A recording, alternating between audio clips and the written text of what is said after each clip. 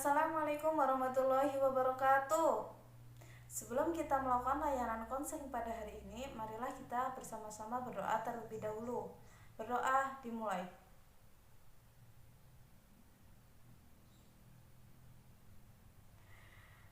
Bagaimana nih kabarnya hari ini anak-anak? Alhamdulillah sehat. Sebelumnya kita mau absen dulu ya. Ya, Fiatun Nasriah. Ya ada. Pak Fahrus. Ya ada. Rani Sunaji. Ya ada. Nanti semuanya hadir.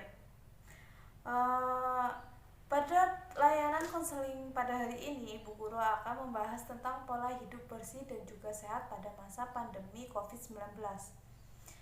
Pada masa pandemi COVID-19 ini, kita harus menjaga pola hidup kesehatan kita, pola hidup bersih dan juga sehat. Karena apa? Kesehatan itu paling diutamakan pada masa-masa seperti ini. Ketika imun kita lemah, maka badan kita akan lebih mudah terserang oleh penyakit.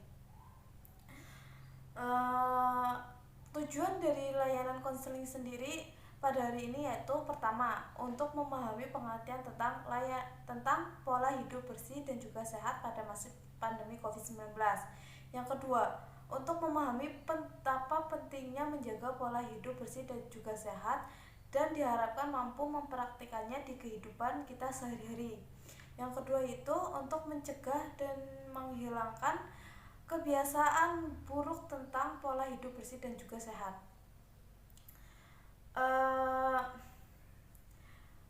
Gimana nih? Udah siap untuk melakukan layanan konseling hari ini? Ya, kalau sudah siap, mari kita buka PowerPoint yang sudah Bu Guru share tadi ke grup WA ya. Dibuka. Ya. Pada slide pertama, kita akan membahas tentang pola hidup bersih dan juga sehat. Ada yang tahu nggak nih pola hidup sehat itu apa? Ya, pola hidup sehat adalah upaya yang dilakukan seseorang untuk selalu menjaga kesehatannya agar terhindar dari berbagai macam penyakit.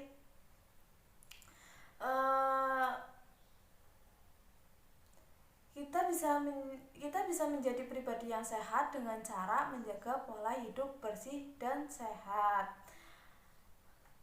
Terus pada slide kedua kita akan membahas tentang COVID-19 atau biasa dikenal dengan coronavirus.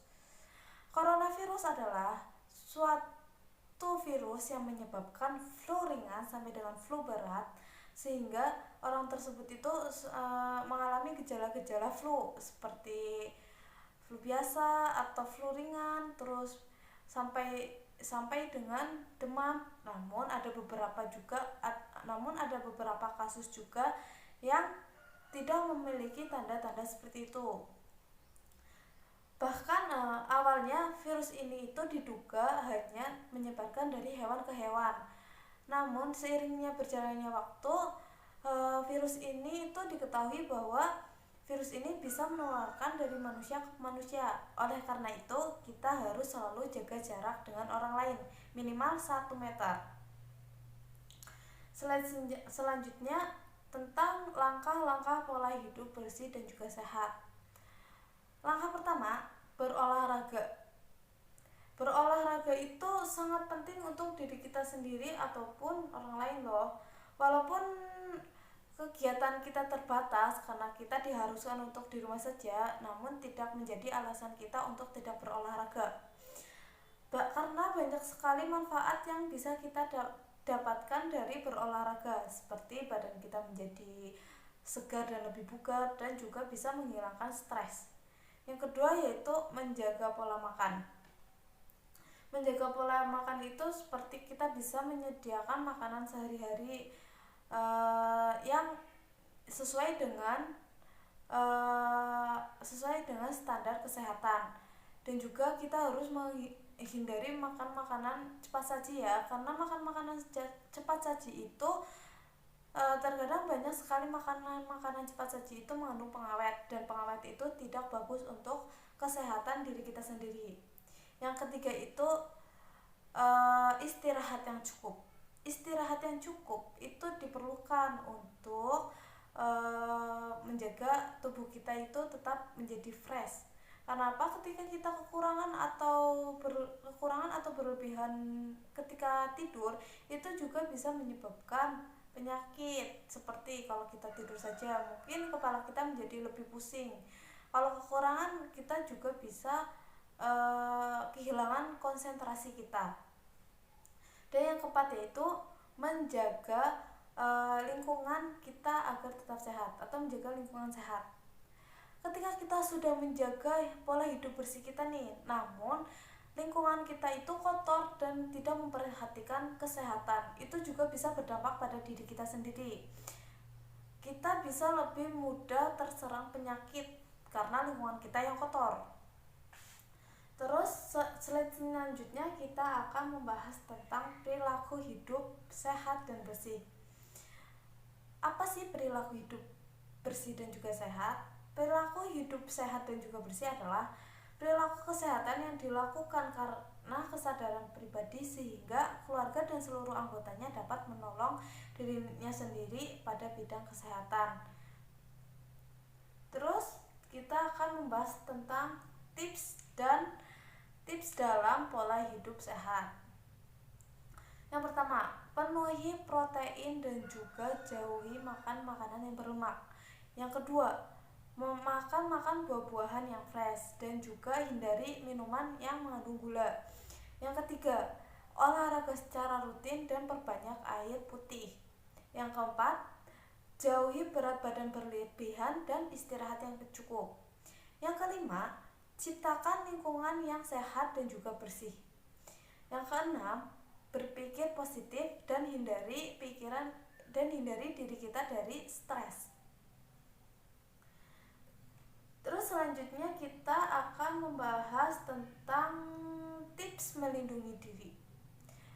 Tips melindungi diri kita pada masa pandemi COVID-19 ini tentu kita harus bisa mengetahuinya dan juga mempraktekannya. Yang pertama itu stay at home atau di rumah saja. Ketika kita tidak memiliki kepentingan yang mengharuskan kita keluar rumah, maka sebisa mungkin kita di rumah saja, jangan keluar rumah. Yang kedua, social distancing atau jaga jarak. Ketika kita keluar rumah, hindari dari kerumunan.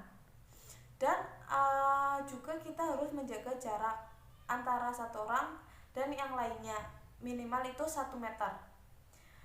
Yang ketiga, cuci tangan.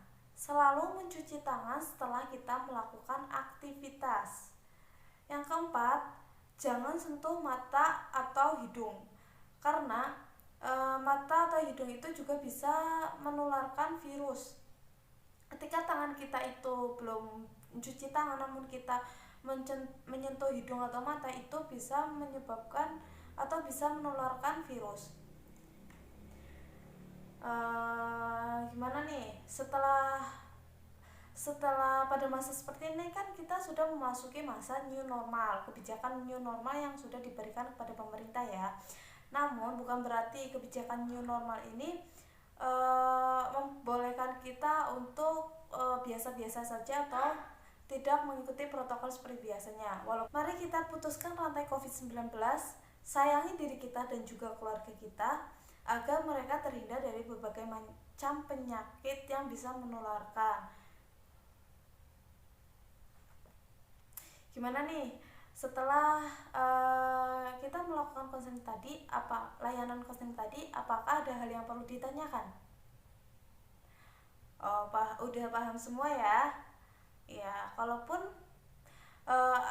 ada beberapa pertanyaan yang perlu ditanyakan, silahkan. Kalaupun tidak berani ataupun ingin bertanya melalui chat pribadi, kalian bisa menghubungi nomor ataupun email yang sudah Ibu berikan dalam PowerPoint. Jika tidak ada pertanyaan lagi, mari kita akhiri pertemuan pada hari ini. Terima kasih atas perhatian dan juga partisipasinya pada layanan konseling pada hari ini. Guru pamit undur diri. Wassalamualaikum warahmatullahi wabarakatuh.